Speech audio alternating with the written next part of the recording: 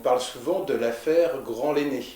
Alors, comme tu es Philippe Grand, que tu es un des deux acteurs principaux de cette affaire, comment tu la résumerais avec tes mots?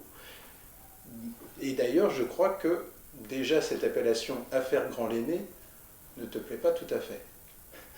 Elle ne me plaît même pas du tout.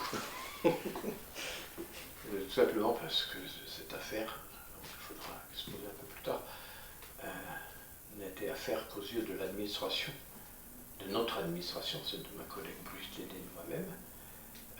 Nous avons exercé notre métier d'archiviste avant, pendant et après l'affaire. Affaire, je mets des guillemets affaire.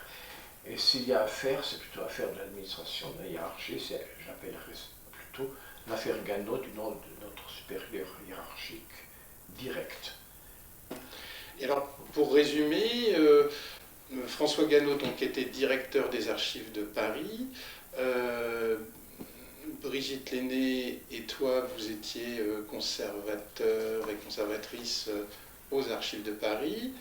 Vous avez été appelé à témoigner au procès que Maurice Papon a intenté à Jean-Luc Einaudi, et vous avez accepté d'apporter votre témoignage à la justice. Qu'est-ce que vous reprochez vraiment l'administration et votre supérieur hiérarchique? Je préférerais dire ce que nous avons fait, ce que nous avons été contraints de faire de par notre déontologie de fonctionnaires, d'archivistes, d'une part, et d'autre part de citoyens. Tout ça allant dans le même sens. C'est-à-dire que nous avons exercé notre métier. À un moment donné, il peut, pour telle ou telle raison, qu'un juge fasse appel à n'importe quel citoyen, quel que soit son métier, pour témoigner. Et dans ce cas-là, la loi explique très très clairement que cette invitation à témoigner est plus une convocation qu'une invitation. Tout à fait.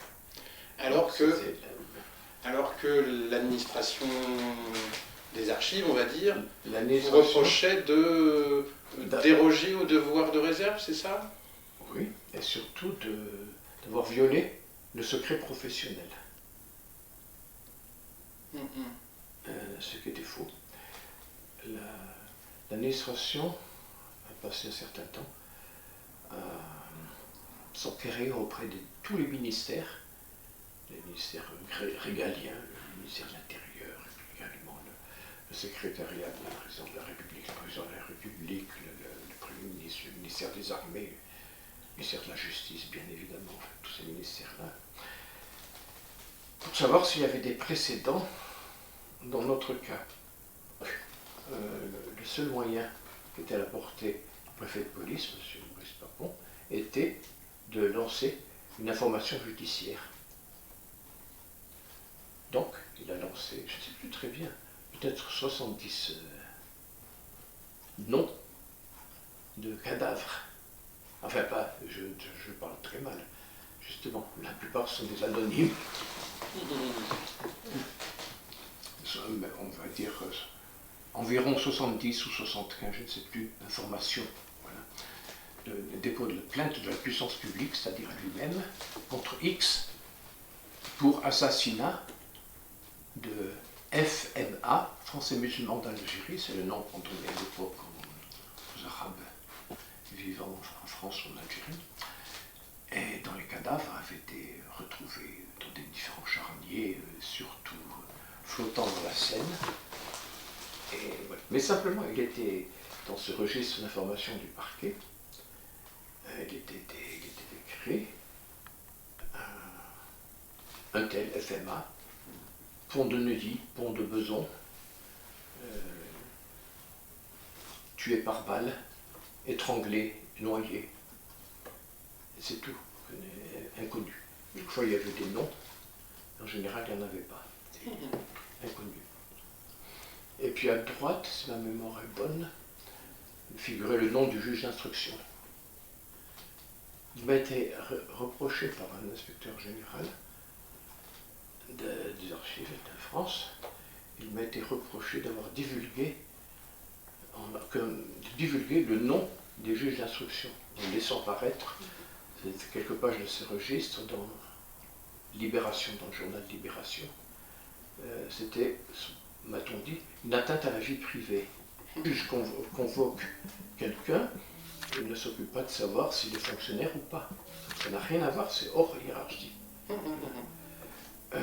Tout cela pour dire que nous ne sommes jamais départis des droits et devoirs comme fonctionnaires, de nos droits et devoirs comme fonctionnaires, ni comme citoyens. Il n'y a pas de rupture. Beaucoup de gens ont cru qu'on avait eu le courage de rompre le silence comme citoyen, donc de rompre la règle de la profession. Pas du tout, on n'a rien rompu. Ça, je maintiens qu'il y a une sorte de continuité absolue entre avant, pendant et après. Voilà. Et donc, c'est pour ça que je dis que c'est l'administration qui a commis un abus pour le moins, un abus de pouvoir, en poursuivant les lanceurs d'alerte que nous étions devenus, bien malgré nous. Enfin, indépendamment de nous, on ne s'occupait pas de alerte ou pas alerte. On se contentait de témoigner, de corroborer une vérité que tout le monde refusait. Alors j'insiste aussi sur le fait que la demande de dérogation la plus importante que faisait M. Naudy, c'était auprès des archives de Paris, et que M. François Gannot, le directeur des archives, a gardé sous le coude cette demande de dérogation pendant 11 mois. Et c'est pourquoi? Et Jean-Luc nous dit que nous ne connaissions pas, nous n'avions jamais rencontré. Si je l'avais un peu rencontré une fois à l'occasion de la première affaire, mais bon, à peine. Et donc cette demande de dérogation avait été illégalement détenue par celui qui n'aurait dû être qu'un simple intermédiaire entre la direction des archives de France d'une part et la justice d'autre part. Et du coup, alors comment ça se passe l'après-procès? Comment vous êtes convoqué dans un bureau, on vous dit ça va pas du tout ce que vous avez fait, enfin comment ça se passe? Non, on n'en dit rien du tout. On nous convoque immédiatement devant une commission de, comment dirais-je, ça s'appelle une enquête administrative. C'est comme une sorte de tribunal. D'accord. Donc la différence, c'est que nous ne comparaissons pas menottés ni attachés à un radiateur, nous n'avons pas subi de torture physique, mais on a eu à rendre compte de viol de secret professionnel que nous avons totalement nié. Enfin, nous avons simplement dit que tout cela était hors sujet, que l'administration avait outrepassé son... Nous l'avons rappelé au passage, c'est que son devoir était de nous soutenir plutôt que de nous critiquer, plus que critiquer, de nous punir, en quelque sorte. Voilà. Et alors, dans la revue Vacarme en 2000, vous déclarez, Brigitte et toi, tous les deux, vous déclarez « On choisit un autre métier si on ne veut pas avoir d'ennui ». Est-ce que tu peux nous détailler cette idée? Ah oui, c'est assez simple. Contrairement à ce que je croyais, quand j'étais jeune archiviste, je pensais qu'il y avait une sorte d'équivalence entre les professions de conservateur de musée, conservateur d'archives, conservateur de bibliothèque. Je pensais que tout cela c'était un petit peu la même chose. Je voyais la dimension culturelle essentiellement, puisqu'aussi bien nous dépendions du ministère de la Culture. Voilà. C'était tout simple, et finalement un peu trop simple. Car les archives ont souffert, et souffrent toujours, d'une terrible ambiguïté. Je remonte, non pas à la fameuse loi de Messidor, dont on va parler plus tard, mais à l'Ancien Régime. Les archives sont des pièces, il y a des vraies archives, des vrais papiers authentiques, et puis il y en a des fausses. On fabrique. La loi salique a été inventée par Philippe V le Long pour usurper le trône normalement dévolu à sa jeune nièce. Donc, autrement dit, ces archives appartenaient au pouvoir. Il n'était pas question de représenter le pays, le peuple, qui que ce soit. C'était des preuves dont Exactement comme tout un chacun a besoin d'actes de propriété pour justifier qu'il possède sa maison, des choses comme ça. Voilà. C'était cela et rien d'autre.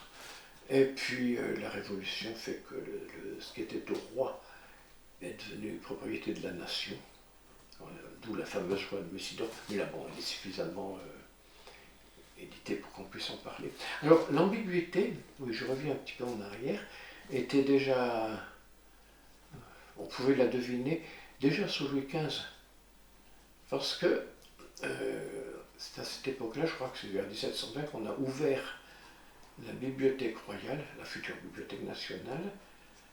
La curiosité du public, c'était écrit en toutes lettres. 1789. Et la loi du 7 Messidor en deux, c'est 1794. Oui, là c'est une révolution à 180 degrés, ce qui était au roi est à la nation se confondant avec le peuple.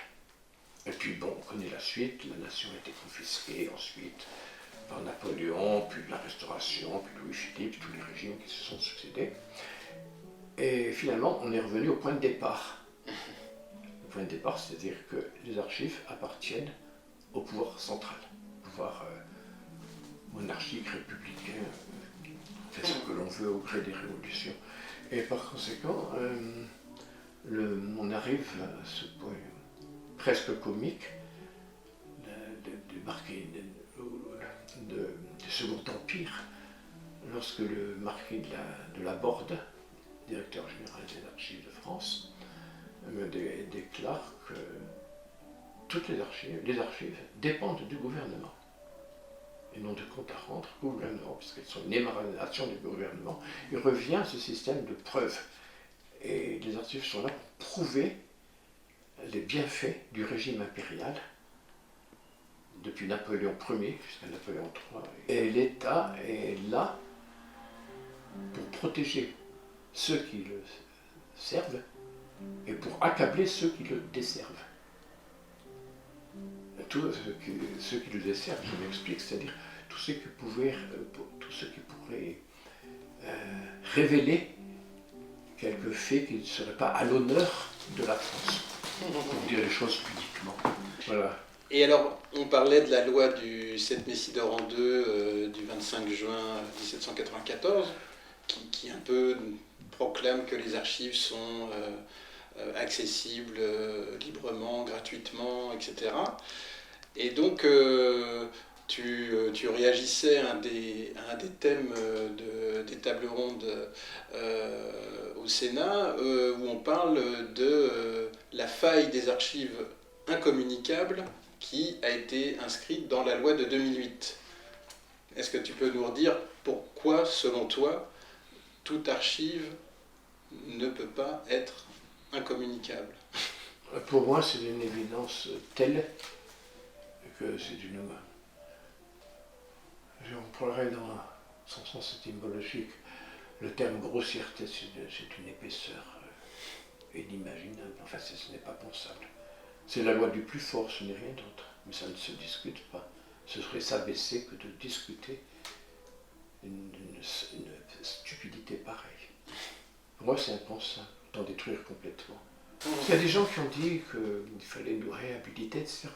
C'est pour ma part un terme que je refuse absolument, parce qu'on réhabilite quelqu'un qui est condamné. Or, on n'a jamais été condamné. Ni devant une instance civile, ni devant une instance pénale, quelle qu'elle soit. Oui, oui. Et ils ont tout fait pour que cela arrive. Ça, vous pouvez m'en croire. Non, on était condamné, condamnable pour mauvais esprit, c'était tout à fait autre chose.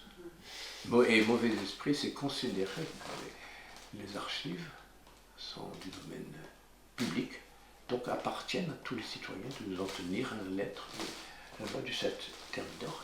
Ils n'appartiennent pas à l'État et nous croyons à l'utilité de l'État. L'État est là pour nous servir. De même que la SNCF est là pour nous transporter d'un point à un autre. Il faut bien qu'il y ait des gens qui conduisent les trains. Et bon, alors l'État, il faut une administration pour nous aider, nous soutenir. Mais pas pour protéger l'État, pour nous soutenir, nous, les tâcherons. Voilà.